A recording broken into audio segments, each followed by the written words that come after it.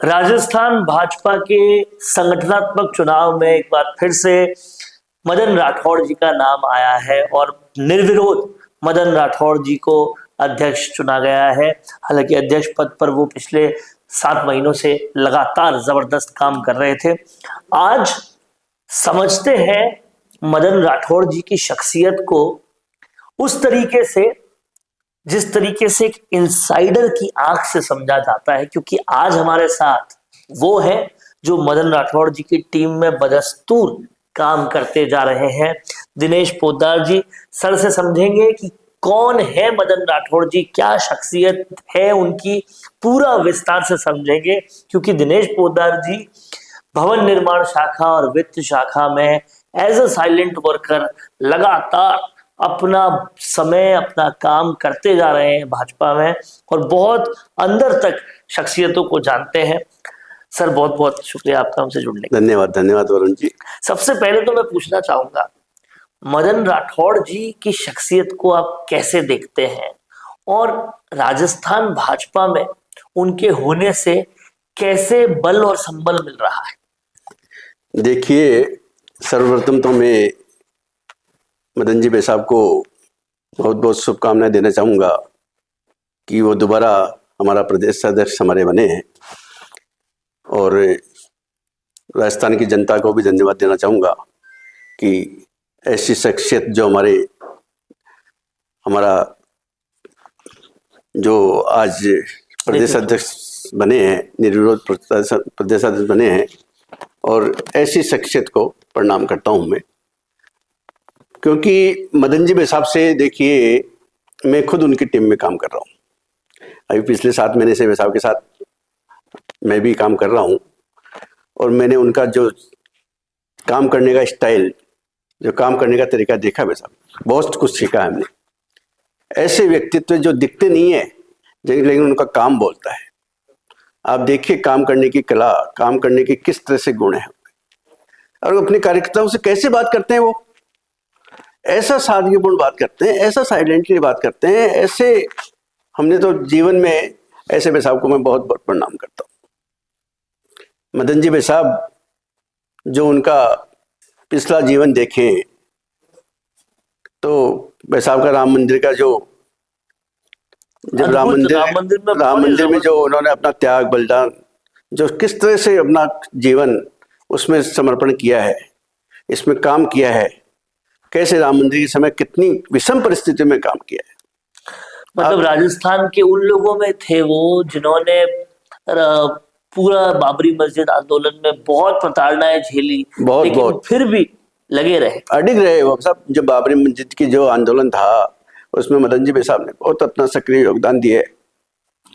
तो ऐसे व्यक्तित्व को आज हमारे प्रदेश अध्यक्ष हमारे बीच में है, राजस्थान में प्रदेश अध्यक्ष का काम कर रहे हैं, और भाई साहब निर्विरोध फिर दोबारा चुने गए हैं। और ऐसे व्यक्ति के लिए क्या कहें, आप देखिए काम देखिए ना उनका, क्या उन्होंने 7 महीने के काम आने के बाद में क्या लग रहा था। लोकसभा में हम मान लो लग रहा था कि कमजोर पड़े, ठीक है, वो जनता का मैंडेट था, वो तो हमने स्वीकार किया उसको, जैसा जनता ने मैंडेट दिया कोई बात नहीं है। जो लेकिन वो बड़े चैलेंज के तौर पर आया था, लेकिन हमें भी चैलेंज उसको स्वीकार किया।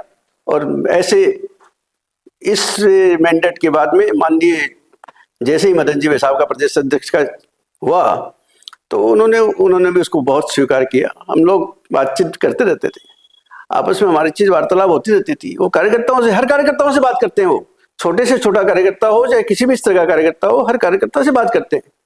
तो उनका जो काम करने का मुझे लगा कि वो बोलते कम है लेकिन काम उनका बोलता है। वो काम उपचुनाव में कैसे दिखाया, मतलब वही मैं बताना चाह रहा हूं। लोकसभा चुनाव के उस चैलेंज के बाद उपचुनाव में इतना जबरदस्त प्रदर्शन कैसे हुआ? बिल्कुल ये जैसे एक तरह से ये समझ लिए कि उपचुनाव इनके लिए चैलेंज हो गया।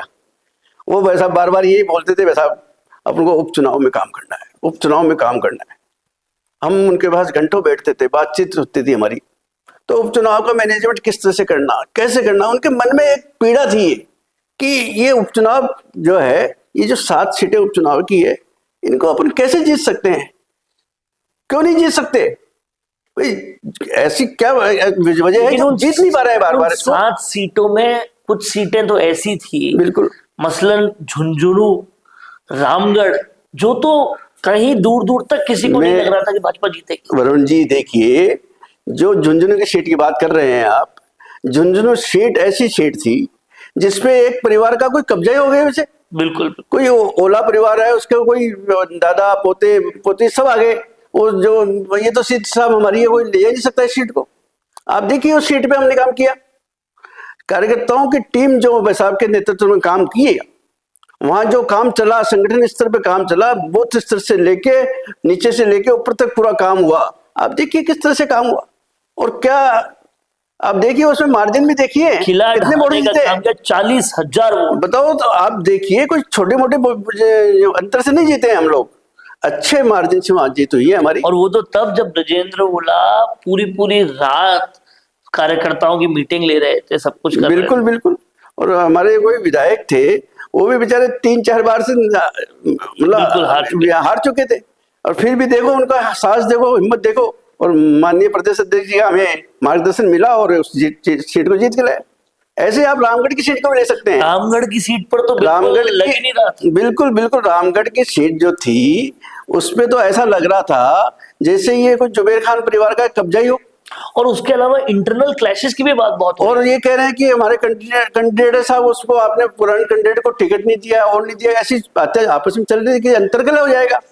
आप देखिए किस तरह से वो सीट के ऊपर काम हुआ, उस कैंडिडेट ने वहां के जो मैनेजमेंट के साथ काम किया, जो प्रदेश की रीति नीति से काम हुआ, कार्यकर्ताओं का जो संबल देखिए, काम करने का तरीका देखिए कि ये जो चुनाव है वो भी विजय हमको इसमें विजय से नहीं मिली। तो ऐसे ही करके हमने सारी सीटों पे काम किया, बैसाख को साथ देखा, और 7 में से 5 सीटें आप उधर 84 में देखिए 74,000 वोट से हम पराजित हुए थे पिछली बार। जो हमको तो 74,000 मार्जिन था, उसको कितने 23,000 वोटों में लिया। आप देखिए हर सीट में देखिए, सलम्बर सीट हम वापिस जीते, विजय रहे। आप इधर बाकी सीटों को देखिए, मान लो 200 सीट में सिर्फ 2300 वोटों का अंतर रहा। तो 7 सीटों पर जो काम हुआ है, जो जीत का मार्जिन मान लो बढ़ा है हमारा, और हार का मार्जिन बहुत कम हुआ है। बात ये हो रही थी कि 2 भी जीत जाए तो बड़ी बात, बहुत बड़ी बात थी, और सीटें जीत गए 5 सीटें जीते। तो कहीं ना कहीं बहुत उपचुनाव तो बहुत जबरदस्त रहा। लेकिन एक बात जो देखी मदन राठौड़ जी की, एक तो वो हमेशा मुस्कुराते रहते, बिल्कुल, और टेंशन उनके चेहरे पर कभी नजर नहीं आई। दूसरा, मैंने और भी कार्यकर्ताओं से ये सुना है कि वो बहुत ही ज्यादा डाउन टू अर्थ रहते हैं। बिल्कुल बिल्कुल। तो ऐसी शख्सियत एक के बाद एक जो भाजपा में ऐसे नेतृत्व आ रहे हैं, कार्यकर्ताओं को कितना बल मिलता है? बिल्कुल, देखो यही तो एक भाजपा है। आप जो बात कर रहे हैं कि ये इस तरह से है, तो भाजपा क्या देखती है? भाजपा का शीर्ष नेतृत्व सब कुछ देखता है, कार्यकर्ता की पहचान करता है। भाजपा में काम करने वाला प्रत्येक कार्यकर्ता अपने आप में सक्षम है, उसको मौका मिलना चाहिए। काम तो करता रहता है वो, यदि आपने उसको किसी भी तरह का मौका दिया है तो वो उसमें भी खरा उतरा है। आप देख लीजिए उदाहरण, कितने भी उदाहरण देख लीजिए, चाहे माननीय मुख्यमंत्री जी का उदाहरण देख लीजिए, चाहे मध्य प्रदेश में देख लीजिए, चाहे आप और दूसरे स्टेट में जहां भी हम अभी हाल ही में दिल्ली में देखिए, रेखा गुप्ता जी को सीएम बनाया है। आप देखिए एक साधारण कार्यकर्ता जो है, संगठन के कार्यकर्ता है, आप देखिए उनकी क्या स्थिति है।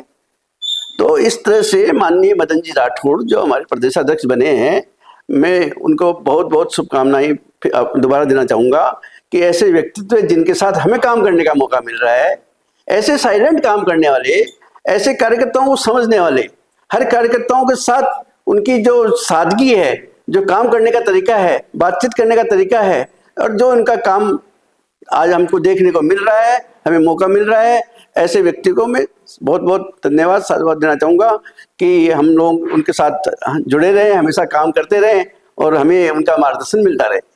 तो कहीं ना कहीं आज दिनेश पोद्दार जी ने बहुत सारी ऐसी बातें बताई जो मदन राठौड़ जी के बारे में, जो वाकई बताती है, जताती है, दिखाती है कि भाजपा जो नेतृत्व देता है वो एक बहुत बड़ी इंस्पिरेशन बनता है तमाम सारे कार्यकर्ताओं के लिए, तमाम सारे भाजपा के सिपाहियों के लिए। और यही शायद एक बड़ा कारण है कि भाजपा लगातार बढ़ती और जीतती जा रही है। सर बहुत बहुत शुक्रिया।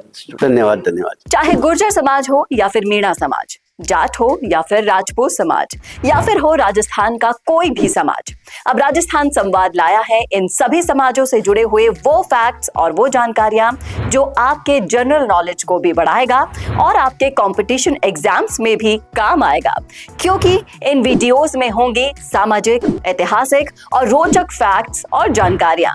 तो अगर आप भी बढ़ाना चाहते हैं अपनी जीके और जानना चाहते हैं अपने इतिहास के बारे में छुपे हुए वो फैक्ट्स, तो ज्वाइन कीजिए राजस्थान संवाद का मेंबरशिप प्लान। ज्यादा जानकारी के लिए डिस्क्रिप्शन में विजिट कीजिए और दिए गए नंबर पर कॉल कीजिए।